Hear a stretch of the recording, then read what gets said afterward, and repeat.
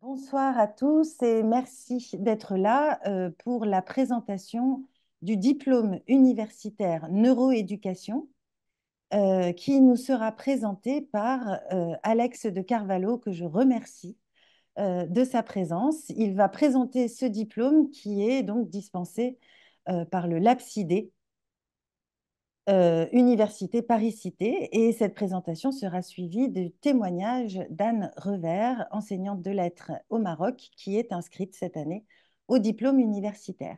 Alex, je te cède la parole et je te laisse te présenter également. Merci beaucoup, Véronique. Moi, je suis Alex de Carvalho, maître de conférence en psychologie du développement à l'Université Paris-Cité.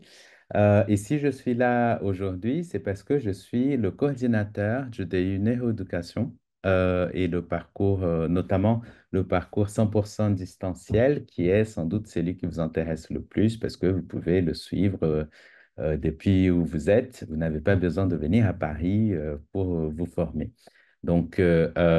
Avant de commencer, je vous dis juste que je suis un ancien enseignant moi-même, que à la base, j'ai eu un diplôme pour enseigner en école et en lycée, chose que j'ai faite, mais comme beaucoup d'entre vous, j'étais très, très curieux de savoir un peu plus sur comment mes élèves pouvaient apprendre, quels étaient les mécanismes d'apprentissage qu'ils mettaient en place pour s'en servir de ma pédagogie à moi.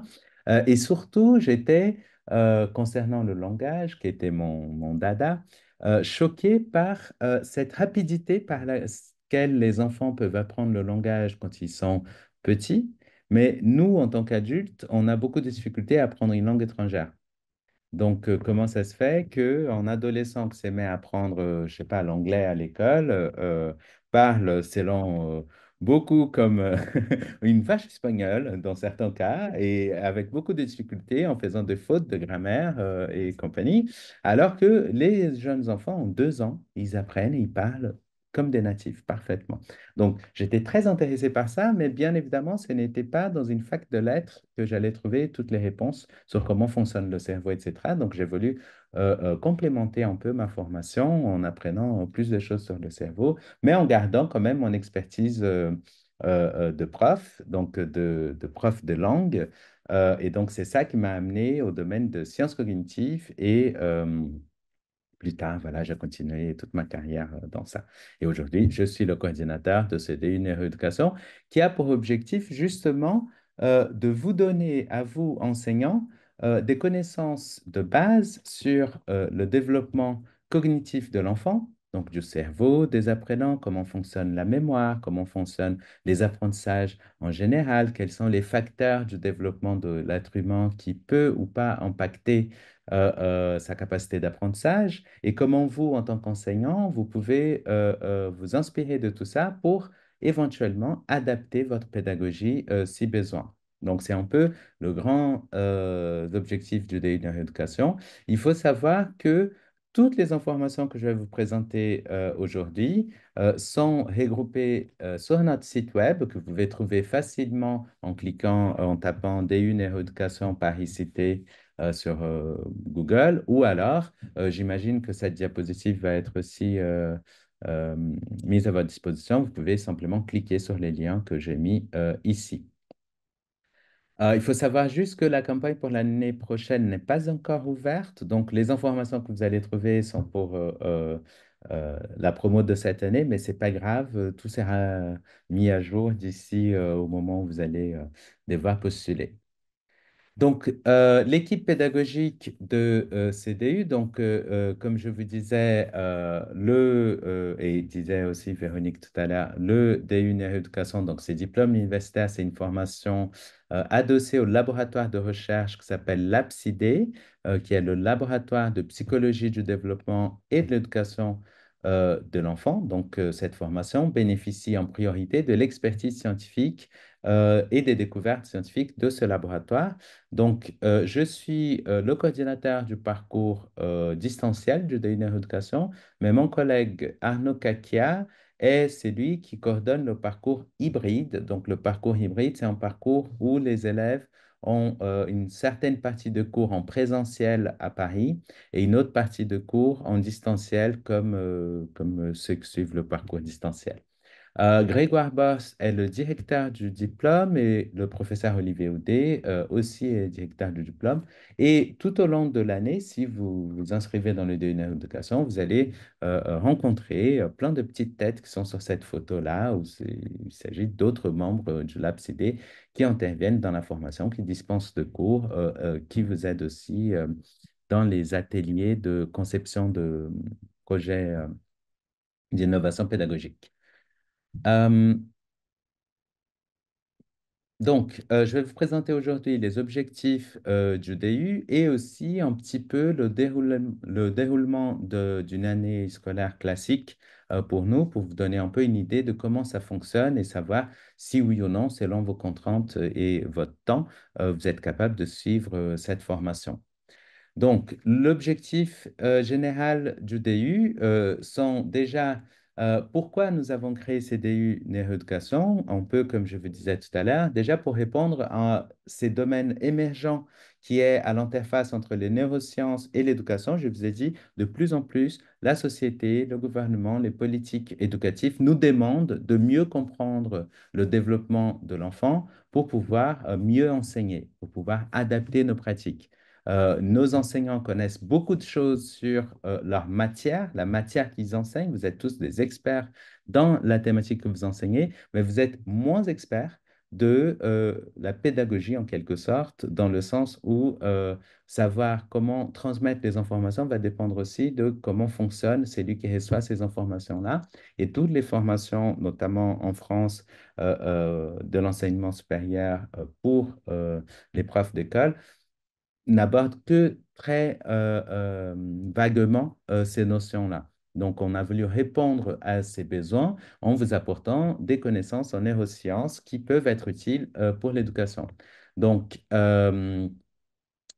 cette formation est aussi nourrie et enrichie par les interactions que nous avons avec vous.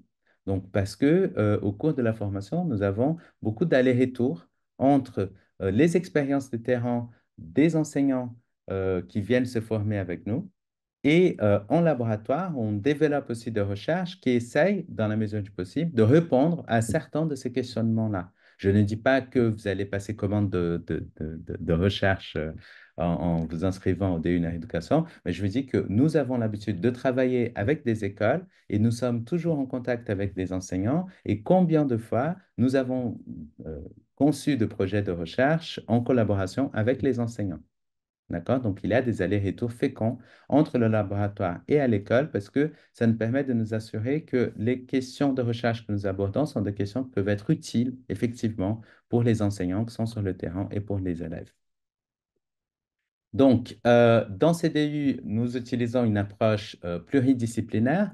Donc, vous allez entendre parler de neurosciences, comme vous allez entendre parler de psychologie, de sociologie, de linguistique, de didactique, du domaine de l'éducation. Et pourquoi ça? Parce que vous savez que l'être humain est complexe et que pour pouvoir enseigner, nous avons besoin de connaissances de tous ces domaines-là qui, ensemble, nous permettent de mieux comprendre le fonctionnement de l'être humain et notamment pour tout ce qui touche l'éducation.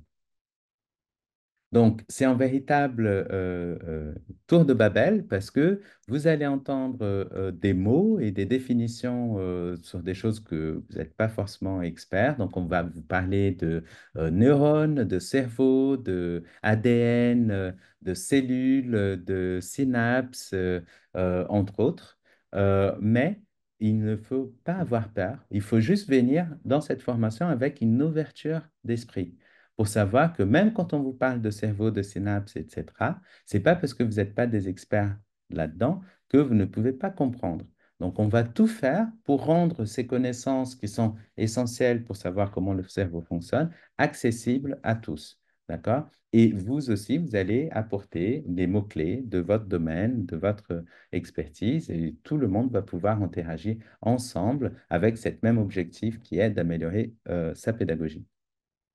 Donc, les objectifs spécifiques de la formation sont de vous permettre d'acquérir des connaissances sur le développement de l'enfant et de l'adolescent, euh, vous aider à mieux appréhender le domaine des neurosciences et des sciences cognitives de l'éducation et vous aider aussi à développer et évaluer des dispositifs pédagogiques innovants en prenant en compte les mécanismes d'apprentissage du cerveau de l'apprenant. Donc, tout au long de la formation, dans les différentes cours que vous allez avoir, vous allez voir que nous sommes toujours dans cette interrogation permanente de OK, si on pense que telle stratégie pour enseigner est la meilleure, comment on sait que ça marche réellement? Donc, on veut à la fois vous faire développer de l'esprit critique sur les stratégies que vous utilisez en classe pour enseigner, mais aussi vous donner des outils qui vous permettent vous-même de tester l'efficacité des approches que vous utilisez.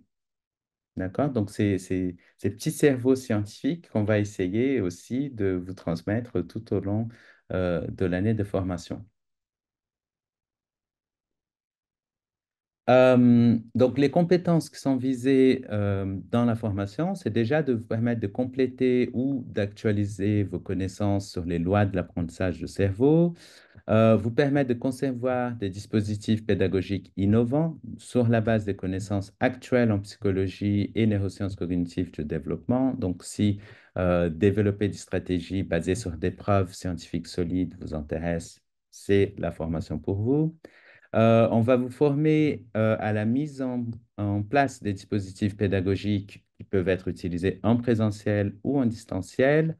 On va vous permettre d'évaluer et d'auto-évaluer des dispositifs pédagogiques et éventuellement d'avoir un esprit critique capable de conseiller en conception des jeux ludo-éducatifs si c'est une partie qui vous intéresse également. Donc, cette formation, elle s'adresse à qui? De façon officielle et très générale, à toute personne qui a un bac plus 3.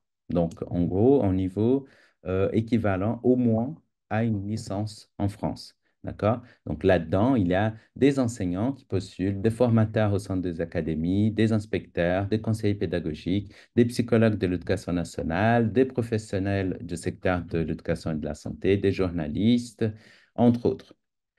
Cela dit, de plus en plus, notre formation souffre, elle est victime de son propre succès. C'est-à-dire, nous avons que 30 places dans le parcours 100% distanciel et nous recevons tous les ans de plus en plus de candidatures. Donc, il faut savoir que la dernière fois, on était à 120 candidatures. Donc, pour 30 places, vous voyez bien que euh, euh, le choix est difficile et donc on a priorisé jusqu'ici les candidatures des enseignants, des personnes qui sont vraiment euh, sur le terrain et qui ont une activité vraiment d'enseignement. Donc, les journalistes, les entrepreneurs et salariés de technologie et autres n'ont pas eu la chance d'intégrer la formation parce qu'on a donné la priorité vraiment aux enseignants. Et même en faisant ça, on a dû laisser aussi plein d'enseignants de côté. Il faut savoir que via la mission laïque française, vous avez donc, nous avons un partenariat, ce qui vous permet d'avoir 5 places destinées exclusivement à vous. Donc, ça veut dire que si vous êtes sélectionné par la mission laïque française, parce que la mission laïque française fait elle-même une première étape de sélection de dossiers, donc vous allez candidater et tout ça. Si la mission laïque française vous choisit pour suivre notre formation, vous pouvez avoir plus de chances d'intégrer l'ODI. D'accord? Comment ça fonctionne? Concrètement, si vous vous inscrivez au DUNR Éducation, comment se passe l'année? Donc, tout commence par une présentation, donc une visioconférence comme celle-ci au mois de janvier. Et à partir de là, vous allez apprendre beaucoup de choses avec un total de 146 heures de formation Comment ça se passe? Il faut vous attendre en moyenne à visionner environ 2 heures de cours en distanciel par semaine. D'accord? Donc, c'est en moyenne. Il y a des semaines où c'est 4 heures, il y a d'autres où c'est 1 heure et demie, il y a d'autres où c'est 6 heures, ou il y a d'autres où c'est 1 heure. Donc, mais croyez-moi, en moyenne, c'est à peu près 2 à 3 heures. Donc, il y aura, en plus du visionnage de cours qui sont mis à votre disposition en ligne, des séances de questions et réponses en live avec les intervenants. Donc, imaginez, vous passez 2 semaines à assister des cours qui sont dans le menu. Donc, imaginons, on vous dit, pour cette première semaine, vous allez assister des cours sur le développement du cerveau. Et ça a été donné par Arnaud Kakia. Et puis, il y a un autre cours avec Grégoire Boss, qui est aussi un spécialiste du développement cognitif de l'enfant, qui a parlé de fonctions exécutives. Donc, c'est ces deux thématiques que vous allez euh, visionner pendant 2 semaines. Et puis, à la fin de ces 2 semaines, Arnaud Kakia ou Grégoire Boss vont venir vous parler directement pendant une séance en live où vous allez pouvoir aussi poser vos questions. Donc, en réalité, on vous demande de poser votre question sur un forum en ligne en amont du cours. Et puis, ils viennent en live, ils répondent les questions en direct avec vous. D'accord? Et ça vous permet aussi de rencontrer les camarades de promo, d'échanger tous ensemble. Donc, ces séances de questions-réponses, elles sont essentielles parce que ça vous permet, vous, de réellement garder en contact avec la formation. Parce que si on mettait tout simplement les vidéos sur un site Internet, on vous disait, allez-y, assistez, on sait que au fur et à mesure, les gens se démotivent, ils assistent beaucoup au début et puis après, ils décrochent. Donc, c'est l'idée de doser le contenu par semaine et créer des échanges comme ça réguliers toutes les 2 semaines pour qu'on puisse garder en contact. C'est pour ça il y aura 10 classes de questions et réponses au total. Ça se fait normalement en jeudi de 17h à 18h, heure de Paris. Sauf cas exceptionnel, on peut décaler, par exemple, en mardi, quand un des intervenants n'est pas disponible le jeudi, etc. Dans tous les cas, les séances sont enregistrées et elles sont mises en ligne sur notre site Internet. Donc, si vous ne pouvez pas assister à ces jours-là, vous pouvez toujours récupérer le contenu après. Cependant, si vous êtes inscrit via la mission laïque française, vous avez une obligation d'assiduité, donc de présence en cours, et il y a des attestations qui sont établies.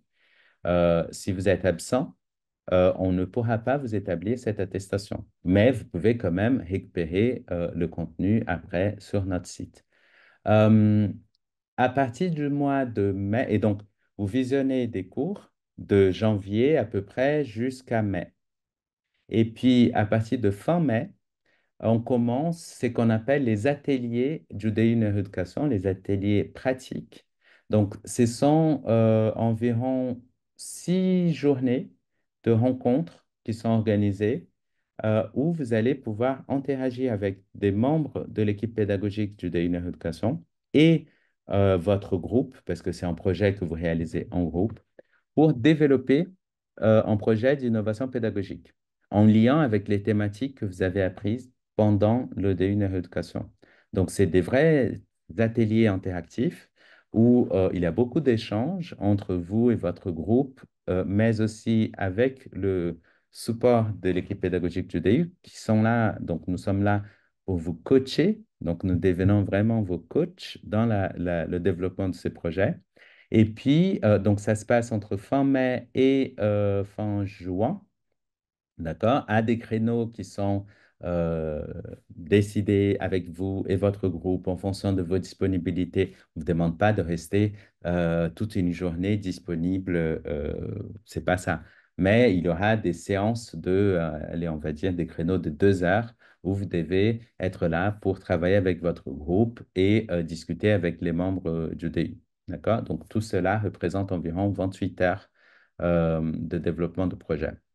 Et puis, mi-juillet, il y aura une soutenance orale où, avec tous les membres de votre groupe, vous allez nous présenter le projet que vous avez réalisé pendant ces ateliers-là. Il y aura également une table ronde avec tous les intervenants du DU, tous les enseignants qui sont passés par les classes virtuelles que vous avez assistées. Et vous allez pouvoir poser des questions aussi sur la formation, sur des contenus que vous avez appris ou autres. Et donc, il y aura une table ronde d'échange à la fin, donc normalement au mois de mai. En plus de la présentation orale, à la fin de l'année, donc c'est-à-dire pour vous normalement en septembre, début septembre, vous rendez en mémoire écrit. Ce mémoire écrit, c'est un rapport autoréflexif qui va faire part un peu de votre aventure du Day Education. Donc, qui vous étiez quand vous êtes arrivé, qu'est-ce que vous avez appris pendant l'année, qu'est-ce qui a été utile pour votre pratique dans l'enseignement, qu'est-ce qui a bien fonctionné ou pas bien fonctionné. Donc, c'est vraiment un rapport autoréflexif et vous êtes noté sur la base de ce rapport et du projet que vous allez développer pendant les ateliers. Les informations importantes, donc il faut savoir que si vous avez la moindre question d'ordre pédagogique, vous pouvez écrire à cette adresse mail du-neuroeducation.lapsidé@u-paris.fr. Et donc, je suis une des personnes derrière cet alias. Donc, je peux répondre à vos questions pédagogiques. Cependant, je ne m'occupe absolument pas des aspects administratifs. Donc, tout ce qui est, est-ce qu'on peut avoir un devis? Est-ce qu'on peut faire des paiements comme ci, comme ça? Est-ce que mon inscription, c'est pas moi qui gère ça? Donc, pour tout ça, vous devez écrire à cette adresse mail-là, du-fq.psycho@u-paris.fr. Et là, il y a mes collègues, notamment Mathilde Bondon et Xavier Henry, qui sont très réactifs et qui vont pouvoir répondre à toutes vos questions d'ordre administratif. En sachant quand même que théoriquement, pour les candidats de la mission laïque française, il n'y a pas vraiment besoin, hein, puisque ça passe par nous. En revanche, je sais que dans l'assistance, il y a aussi des personnes extérieures au réseau. Donc voilà, ces éléments-là leur seront de toute façon utiles. Voilà. D'autres informations. Donc, le prérequis, je vous ai dit, c'est au moins au niveau de licence, donc en bac plus 3 ou en niveau équivalent. Les frais de scolarité, avec la mission laïque française, je ne sais plus quel était le tarif final, mais en tout cas, il faut savoir que pour toute personne bénéficiant d'une prise en charge totale ou partielle, il s'élève à 3 390 euros. Il y a un tarif spécifique pour ceux qui sont de l'éducation nationale à 2 200 euros. Et en frais, des frais de dossier qui sont autour de 300 euros. Voilà, c'est tout ce que j'ai à dire sur la formation. Je ne sais pas si Anne veut raconter un peu comment ça se passe cette année et quels sont tes ressentis par rapport à la formation. Oui, Mais oui, avec Anne, plaisir. nous t'écoutons, même si tu es en cours de formation. Ah oui, j'ai Euh, l'impression que ça fait 2 ans que j'y suis, mais effectivement, ça ne fait que 2 mois. Parce que je ne sais pas si ce sera la même chose, mais Alex, la formation commence en janvier indicativement, hein. Mhm. Voilà, C'est ça. Donc, Anne est avec nous depuis début janvier. c'est Et ça, là, nous Oui, sommes quoi? Nous sommes en en mars. en mars, mars, fin c'était... mars. Donc, ça veut dire qu'elle a visionné à peu près quasiment la moitié des contenus. Donc, elle doit être Ouais. fatiguée. Euh, Alors, effectivement, moi, j'ai été à votre place l'année dernière, hein, puisque j'avais assisté à la présentation d'Alex, et puis j'ai eu la chance de faire partie de la cohorte d'enseignants de la MLF à pouvoir bénéficier de ce DU. Et bon, évidemment, si vous êtes là, c'est que vous êtes passionné par le sujet, et je vous confirme que c'est passionnant, mais c'est vraiment à la portée de tous, hein. Scientifique ou pas, je suis enseignante de lettres et je m'accroche, mais je suis. Et en fait, vraiment, l'objectif, c'est de nous donner du grain à moudre, en fait. C'est de nous donner de la matière, beaucoup de matière. Alex, j'ai l'impression que j'ai 25 heures par semaine, mais a priori, c'est que 3. Mais beaucoup de matière et puis à réfléchir en fait à prendre un peu de hauteur, à prendre de la hauteur et à réfléchir aux enjeux de l'éducation en général et à nos gestes professionnels en particulier. Ce que je voudrais rajouter à ce que disait Alex, c'est qu'effectivement, on a un Moodle avec des visios enregistrées de séances, qu'elles soient d'ailleurs en présentiel ou en distanciel. Nous, on a ces visios-là. On a les visios avec les intervenants en direct pour poser nos questions, mais on a aussi des modules de e-learning d'une trentaine de minutes et sur lesquels on progresse en autonomie. Et ils sont très bien faits parce qu'ils permettent ils sont synthétiques et toujours au même format. Donc, c'est assez rassurant et ça nous permet de nous auto-évaluer, j'allais dire. Donc, c'est un complément. Et puis Alex parlait de Contact. Et c'est vrai qu'on a une autre plateforme d'échange en plus de Moodle. Et c'est intéressant parce que ça nous permet d'échanger bon, avec les intervenants, mais aussi entre nous, à plusieurs, à deux, à trois, juste pour vous dire qu'on n'est pas seul dans ce DU, même en distanciel. Vraiment, la semaine dernière, moi, par exemple, j'ai éprouvé le besoin de questionner mes collègues de promo. J'ai posé une question, ceux qui ont voulu me répondre m'ont répondu. Et on s'est fait une petite visio à trois mardi d'une demi-heure et ça nous permet de nous rassurer et d'avancer ensemble. Donc ça, c'est vraiment important de savoir qu'on n'est pas seul, même à distance et même d'horizons très différents. Et c'est justement aussi ce qui est très intéressant, parce que là, en l'occurrence, la visio que j'ai menée avec les trois collègues, j'étais la seule enseignante. Je peux dire ce que j'apprécie. Vraiment les supports scientifiques et effectivement après 2 mois de cours ben, je vois que j'ai déjà réinvesti un certain nombre d'apports en classe avec mes élèves. En fait je me rends compte que je suis plus attentive à mon discours, que j'explicite davantage et puis avec les collègues que je forme puisque je suis conseillère pédagogique pour la zone Maroc à Lozui et pas plus tard que jeudi j'étais en visite conseil à Casablanca et lors de l'entretien, j'ai vraiment réussi, il me semble, à clarifier mon propos en m'appuyant sur les conclusions scientifiques que j'ai moi-même essayé de m'approprier. Et en fait, qu'on soit en classe ou avec des collègues ou en formation, ça nous donne un sentiment de légitimité par rapport aux conseils qu'on peut donner aux élèves, aux collègues ou même à soi-même, en fait. Ça nous rassure quelque part, ça nous donne un sentiment enfin, ça nous sécurise. J'apprécie la diversité des intervenants parce qu'effectivement, ils sont nombreux et tous spécialistes de leur domaine. Et ce qu'on apprécie, c'est les petits tips pédagogiques que certains chercheurs partagent avec nous. Pas tous, mais certains plus que d'autres. Et quand ils le font, c'est vraiment très apprécié de nous. Bref, on se sent un peu plus armé et surtout, on arrive à faire preuve d'esprit critique. Ça, c'est très intéressant. C'est ce qu'ils cherchent à faire, je pense vraiment. Voilà, on a des informations partout qui nous arrivent. Moi, c'est aussi les raisons pour lesquelles je me suis inscrite à ce DU, c'est-à-dire on ne sait pas trop démêler ce qu'il faut entériner, ce qu'il faut infirmer parce on n'est pas armé pour. Et ben là, on a moyen de faire preuve d'esprit critique par rapport à toutes les informations qui nous parviennent ou les collègues qui nous disent ah t'as vu il paraît que ça c'est efficace ou il paraît que ça c'est pas efficace. Ben, là au moins on a matière à se poser et à essayer de faire preuve d'esprit critique et de distance un peu voilà. Après, c'est un peu vertigineux, effectivement. C'est une somme de travail, donc il faut être très rigoureux dans son organisation parce que on peut pas s'installer là une demi-heure et puis travailler, quoi. Ça veut dire qu'on s'engage quand même.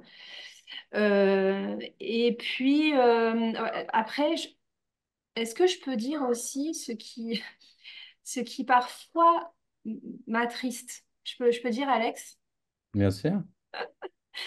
C'est que souvent, le discours des chercheurs conclut assez systématiquement que notre système scolaire est inadapté. Et à force, on se, on- on se dit, mais est-ce qu'on va y arriver en fait? C'est juste qu'à certains moments, c'est un peu déprimant de se dire, on le sait, il faut que les choses avancent et on est tous convaincus de cela, mais à plusieurs, à force, on va y arriver. Voilà. Et puis, voilà, ce qui est un peu aussi vertigineux, c'est que finalement, c'est à nous, en fait, enseignants, je trouve, qu'incombe la charge de proposer des stratégies, d'innover, de créer des dispositifs. En fait, c'est un champ libre et ce gap en fait entre ce que le système devrait faire et ce qu'on peut y faire nous tous les jours réellement dans les conditions des classes, ben, parfois c'est aussi un peu culpabilisant parce qu'on fait comme on peut avec les moyens qu'on a. Et je crois qu'il faut prendre un peu de distance aussi par rapport à cette culpabilité parce que effectivement on fait ce qu'on peut. Après, plus on est informé, mieux c'est. Et donc c'est du bonheur de pouvoir avoir l'occasion de s'informer. Donc, merci à vous pour l'organisation de ce DU et puis merci à la MMLF de nous le proposer. Merci beaucoup, Anne. C'est toujours exhaustif, voilà, complet, très intéressant, tous ces retours. Je pense en effet que c'est un changement de paradigme de taille qui fait que voilà, on essaye par petits pas, j'imagine, à changer certaines de ces pratiques. Est-ce que et vous avez des questions sur tout cela?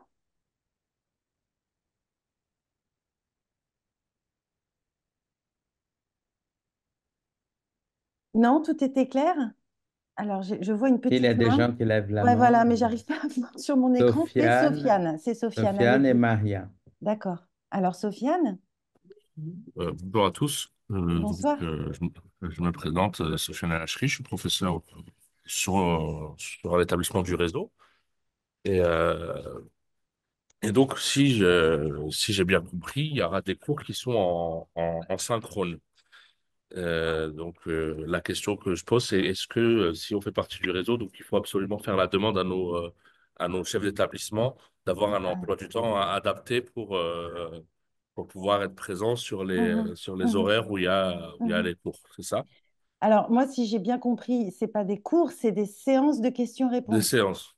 qui D'accord. sont en synchrone uniquement, alors que les cours sont en asynchrone. Autrement dit, ce sont des sessions qui ne sont pas tout le temps. C'est-à-dire que l'essentiel est en asynchrone, mais qu'il y a des moments D'accord. d'échange avec les spécialistes, avec Parce les que professeurs. j'ai entendu Monsieur de Carvalho parler d'attestation de présence et que les personnes qui sont Oui, du réseau sont obligées d'être présentes donc à ces oui. sessions-là. Oui, oui, alors D'accord. c'est vrai. Donc Alors, il y en nous, a moins que tous les cours, hein, j'imagine. d'accord. Mais en effet, nous, à la Mission laïque française, nous demandons à ce que le chef d'établissement soutienne la candidature du personnel de façon aussi à lui ménager le temps nécessaire pour être présent pendant ces échanges et ces questions-réponses. Moi, j'ai une autre question, elle est juste d'ordre un peu administratif et financier. Mhm, mhm. Vu que je suis un personnel détaché, je sais que mon Oui, établissement ne nous finance pas, nous, les formations, d'accord, ne nous finance pas les formations, d'accord. mais j'ai, par exemple, moi, à titre personnel, un compte CPF. Est-ce que le compte CPF peut être utilisé pour le paiement ou pas du tout? Alors, le compte CPF, en tant que personnel de la mission laïque française, ne peut pas être utilisé parce qu'en général, vous n'avez pas de contrat de travail français. Ouais, Vous comprenez? Donc, ce n'est pas possible si vous candidatez en tant que personnel de la mission laïque française, voyez? En hmm, revanche, la candidature peut se faire en dehors de la mission laïque française, même si vous ne bénéficiez pas des 5 places qui nous sont réservées grâce à notre partenariat. d'accord, Voyez? d'accord. Ça marche. Bon, bah, donc, ça veut dire vous me conseillez peut-être de faire deux candidatures un peu séparées alors. De toute façon, moi, là où je peux vous répondre, c'est que en tant que personnel de la mission laïque française, vous ne pouvez pas bénéficier du CPF. Du CPF, d'accord. Ça Voilà. marche. Ben, Après, merci de pour vos l'autre côté, réponses. pour la candidature libre, entre guillemets, là, je ne saurais pas vous répondre. Mais Merci pour vos réponses. Merci voilà. beaucoup. Alors, il y a Maria ou Marie, je ne sais plus. Je vois des petites mains, mais je ne sais pas. Maria, oui, c'est D'accord. moi. Ah, Par- je vous en prie. Moi aussi, ma question est pratique et ça rejoint un peu ce que Mhm. euh, le collègue a demandé tout à l'heure. Donc, vous avez parlé tout à l'heure de 2 à 3 heures en moyenne de cours par semaine. Ces cours-là sont en synchrone, si j'ai bien compris. En asynchrone. En En Ça, asynchrone. c'est, asynchrone. vous D'accord. regardez comme vous OK. voulez, quand vous avez le temps, selon Très vos bien. OK. disponibilités. D'accord, ok. Et les seuls moments alors où on doit être vraiment là présent, c'est le moment d'échange, questions-réponses Ok, C'est ça, d'accord. c'est ça. Ouais. et le moment de travailler avec vos camarades pour les ateliers.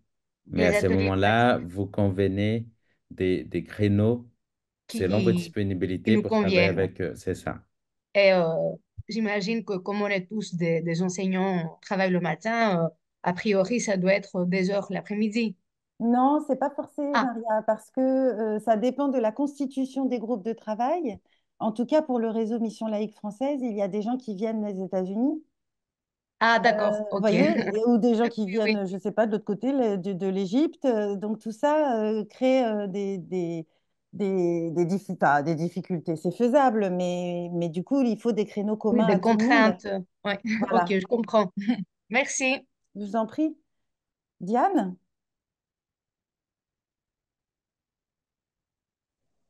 Vous m'entendez? Oui. Oui.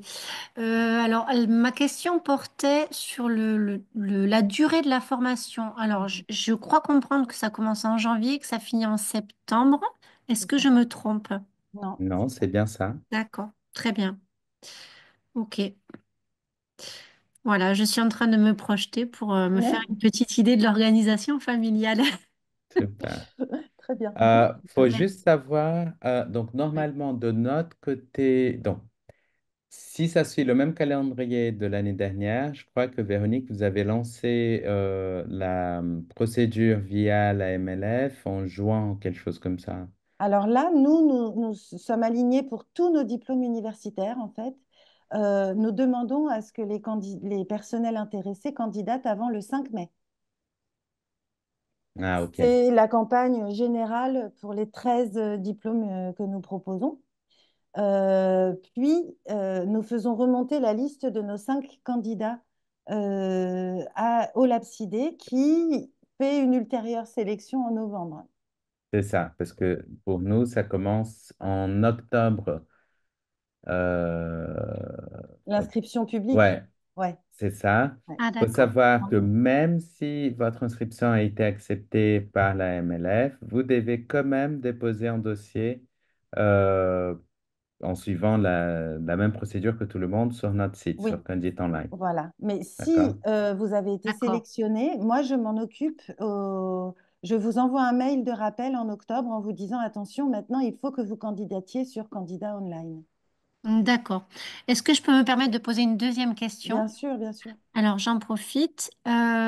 Donc là, on est sur le parcours à distance. Oui, Alors, j'avoue que quand j'ai demandé à voir la visio, je savais pas qu'il y avait un parcours à distance, en fait. Donc, j'étais partie sur le parcours hybride. C'est un petit peu le même type de fonctionnement dans les inscriptions, en tout cas. non.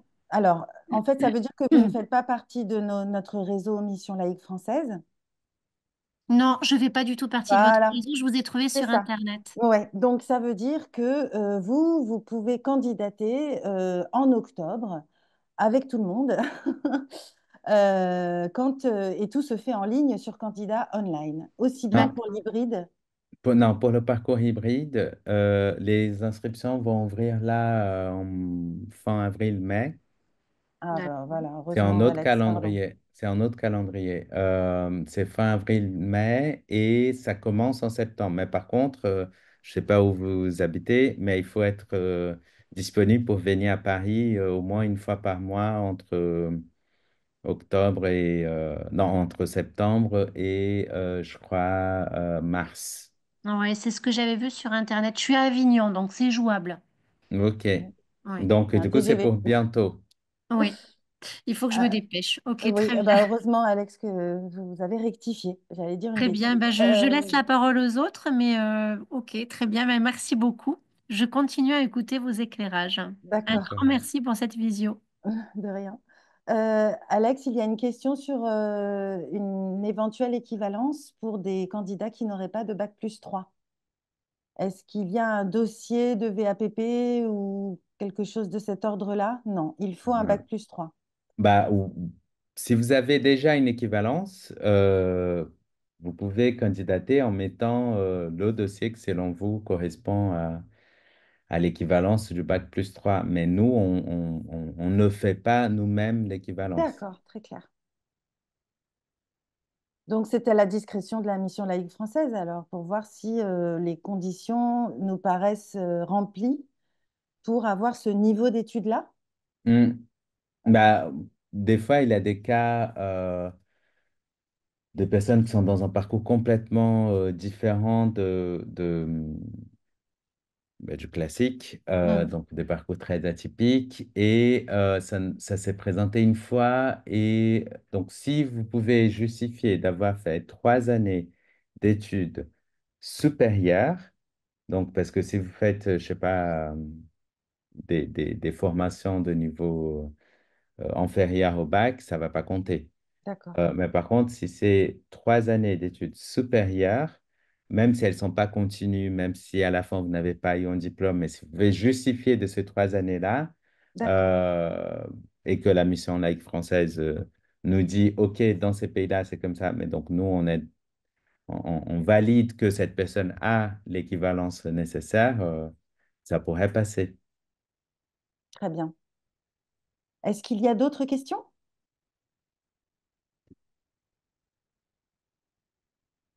Bon, nous espérons que voilà, cette présentation vous a donné envie, en tout cas. À moi beaucoup, mais bon, voilà, je ne suis pas concernée. Et nous vous remercions pour votre participation. Merci Alex, merci Anne, Merci à et vous. une très bonne soirée à tous. À bientôt. À Au Ciao, revoir. ciao. bientôt. Au revoir. Merci. Au revoir.